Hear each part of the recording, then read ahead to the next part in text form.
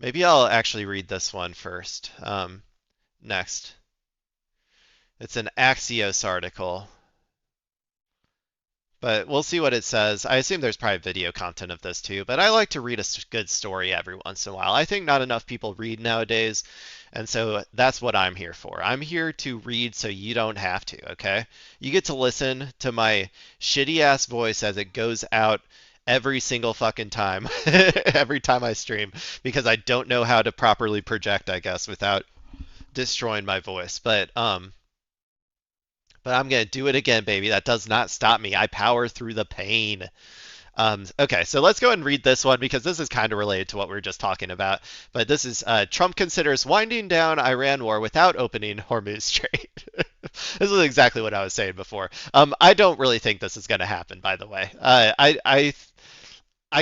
Trump loves to do pump fakes, like it's his favorite thing. Um, so I'm guessing that what's happening here is he's making these claims, but what's actually going to happen based on the military assets that are moving on down to the region. I'm guessing we're going to go for a uh, the invasion of Karg Island sort of situation, but and like some sort of beachfront head in Iran. But you know what? Let's see what Axios has to say as they report this. So I'm going to take a sip of coffee. There you go. I am ready. I'm ready to go. So this is Trump considers winding down Iran war without opening the Hormuz Strait. President Trump said on Friday he is considering winding down the war with Iran without solving the crisis over the closure of the Strait of Hormuz. Trump has said for several days that the war could end soon, but this is the strongest signal yet that he's actively moving in that direction. If he does walk away without reopening the strait, the U.S. would be leaving other countries to clean up a hugely consequential economic quagmire. Yeah, if he does this, that group of whatever Navy assets that or that coalition that he quote unquote made, um, they're going to be fucked. Like they're if America can't open the strait, then neither can they. So it's going to just remain closed indefinitely until Iran decides to open it up again. Okay, so he's saying we're getting very close to meeting our objectives as we consider winding down our great military efforts in the Middle East with respect to the terrorist regime of Iran, Trump wrote on Truth Social. He listed degrading Iran's missile capability and industrial base, eliminating the Iranian Navy and Air Force, preventing Iran from obtaining a nuclear weapon, and protecting U.S. allies in the Middle East. I'm sure they feel very protected right now. Most of which were attacked during the war. Yeah, we didn't protect any of them. Like they're getting their shit blasted. The only ally, the one true ally, Israel, we are sending them all of the interceptors. You guys can have whatever we got left over, Gulf states. The Hormuz Strait will have to be guarded and policed as necessary by other nations who use it. The United States does not. Trump wrote, if asked, we will help these countries in their Hormuz efforts, but it shouldn't be necessary once Iran's threat is eradicated. They still seem pretty threatening to me. Reality check. A U.S. official said he doesn't think Trump's post signals an imminent end to the war. He just said we are getting close. In the meantime, the U.S. military is striking hard and continuously. It will be a couple of weeks. Read a couple of years is what I would say. Actually, I'd say a couple of decades. I think we're going to be there for a couple of decades. I think this is just going to be Iraq 2.0, electric boogaloo or whatever. Iraq 2 electric boogaloo. That's hard to say. The U.S. is sending thousands of Marines to the region and conducting extensive strikes to reduce Iran's capacity to menace the strait. Some Trump advisors still think ground operations are likely. I certainly do, and I am not a Trump advisor, despite what people may think. If I was a Trump advisor, the shit would not be happening. White House Press Secretary Caroline Leavitt said the president and the Pentagon predicted it would take approximately 4 to 6 weeks to achieve this mission. Tomorrow marks week 3. Another White House official echoed the message that Trump was emphasizing that the mission was on target. Between the lines, the Hormuz crisis has Trump trapped. He can't end the war on his terms unless he breaks Iran's chokehold on Gulf oil, but reopening the strait by force would risk escalation and potentially put U.S. troops in the line of fire. Also, impossible. It's impossible to do. Iran will blow up your ships if you try to do it by force. Or sorry, I don't mean impossible, impossible. Unless you do boots on the ground, it's impossible. So, um, that's the main thing that he's in because he doesn't or historically hasn't wanted to commit to boots on the ground, but the task is impossible without putting boots on the ground. So that's why I think it's probably going to happen.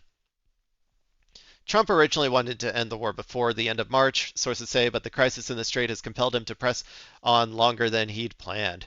While Trump suggested in his post that securing the strait would be easy, his team has been flummoxed over how to best achieve it. Yeah, of course it's not easy.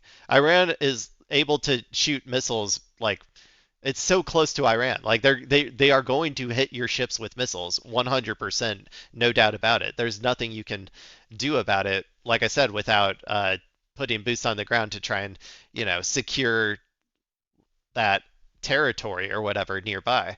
Um, the White House has been discussing options such as seizing Karg Island off the Iranian coast to force Iran to open the strait. Maybe, maybe not. He might do that. I don't know. Allies and advisors who have spoken with Trump describe a president divided over the war. On one hand, he's worried about the price of oil and annoyed he can't get allies to help solve the Hormuz closure. What are they going to do? If America can't open it, then nobody can. On the other, he's thrilled with the new raw exercise of military might obliterating Iranian leaders and military capabilities. I'm sure that that's very thrilling. I'm sure it's very thrilling to be bombing the shit out of a country. But I just don't see any strategic outcome that is good for America. We're hot. We're winning. We're hot. We're winning. He told a confidant opposed to the war who relayed the remarks to Axios. I'm sure everyone in his ear is also telling him that we're hot and we're winning. Um, I think the opinion of the average American is a little bit different. I think at the very best, they're like mixed on whether we're winning or not. And I think most people just see it like continuously escalating. So polls show the war is highly unpopular overall, but Trump prefers to focus on the high percentage of MAGA Republicans who back it, his advisors say. Yeah, who cares about the rest of those damn libs, am I right? The vast majority of the country. Who cares about the flip side? Trump wants NATO countries and other allies to send warships, minesweepers, and aircraft as part of a coalition to reopen the strait. Like I said before, if we can't do it, nobody can. Um, Most US allies refused. The UK managed to get several Western countries to sign a political statement supporting such a coalition without committing to sending forces. It's going to be a lot of wishy-washy shit like this. To make America and the oil oligarchs happy, they're going to say, we're going to definitely maybe send some ships over to an area kind of close, maybe near that strait somewhere, and maybe it will help to open up the strait. Like, that's what they're going to say. And they're not gonna actually begin escorting ships or something because all of their ships are gonna sink to the bottom of the ocean with the fishes, like the entire Iranian navy. So that statement didn't satisfy Trump. On Friday, he called NATO countries cowards and said that without the U.S., NATO is a paper tiger. I'd argue even with the U.S. at this point that NATO is a paper tiger. The U.S. is really looking very weak at this point. It's unable to accomplish like basic strategic goals that they've set out for themselves, and Iran is able to like continuously shoot missiles at whoever the fuck they feel like it, and America can't do anything about it. America can't even intercept them. So yeah, NATO is definitely looking very, very weak right now. And I definitely want NATO to collapse in on itself. U.S. should get out of NATO. Donald Trump, I am all for it. I know that all of your neocon and neoliberals are going to that are whispering in your ear are going to say don't do it. Uh, Go with your instinct, man. Get out of NATO, and then it can collapse, and then these countries can maybe finally not be vassalized to the United States for uh, at least I'm hoping. The bottom line, it would be an extraordinary step to withdraw U.S. forces and support without solving a major economic crisis that resulted from the war and is driving gas prices up at home. Yeah, I mean, and those consequences I think are going to just keep like whether America leaves or not, um, those consequences are going to continue because I don't think Iran is going to stop until they get a full negotiated peace deal with America. That includes Lebanon, apparently, is what they're saying, and hopefully Gaza as well. And I think if Iran has enough cards, they can like if they hold out long enough and keep doing this long enough, I think they can get some real crazy concessions from America and Israel.